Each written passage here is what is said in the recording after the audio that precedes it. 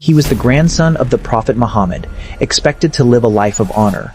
But instead, he found himself on a scorching desert plain, his family surrounded by an army of thousands.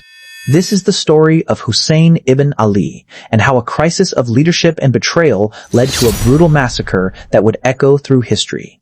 The story begins with a power struggle. In 680 AD, when the Caliph Muawiyah died, his son Yazid took his place. This was a major problem. It was the first time a son inherited the leadership, turning the caliphate into something more like a kingdom. Many felt this went against the core principles of Islam. Yazid demanded that all influential leaders, including the Prophet's grandson Hussein, pledge their loyalty to him. For Hussein, this was an impossible request. Giving his oath would mean accepting a ruler he saw as corrupt and unjust. So, his refusal wasn't just about politics, it was a stand to protect the very soul of his faith. Encouraged by many letters from the people of Kufa in modern-day Iraq, who begged him to come and be their rightful leader, Hussein decided to act. He wasn't marching to start a war, he was answering a call for just leadership. Hussein didn't leave Mecca with an army.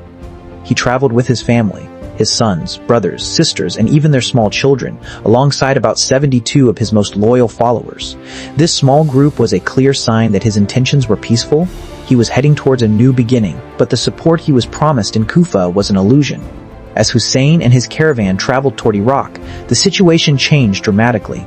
The Umayyad governor, Ubaydullah ibn Ziyad, moved quickly to crush any rebellion in Kufa, scaring the citizens into silence. The widespread support that Hussein had been promised completely disappeared. Soon, his small group was intercepted. An army sent by the governor forced his caravan off its route and into the dry, empty plains of Karbala, cutting them off from any help. The trap had been sprung. On the 2nd of Muharram, Hussein's camp was set up in Karbala. What came next was not a quick battle, but a slow, cruel siege. The Umayyad army, led by Umar ibn Sa'd, surrounded the small camp. Negotiations began, and Hussein even offered to turn back and return to where he came from.